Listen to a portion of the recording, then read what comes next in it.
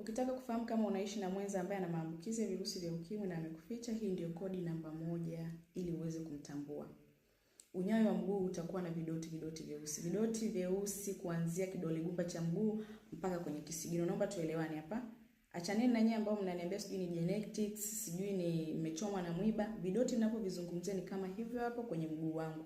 Ni tofauti kabisa na vidoti vya genetics na vitu ambavyo vimemchoma mtu mguuni. Sawa? Kama hana HIV, akikwambia hivi vidoti mimi sina HIV, basi ana tatizo lingine kubwa la kiafya linalofanana na HIV, akwambie ukweli.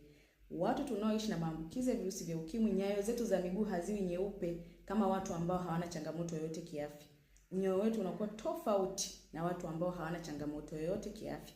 Akikwambia hana HIV, basi mwambie akwambie ana tatizo gani la kiafya ambalo linamsababisha apate hivyo vidoti. Sawa? Unless otherwise hakuna. Akiwa na vidoti ujue ana shida. Nawapenda sana, stay safe and bye bye.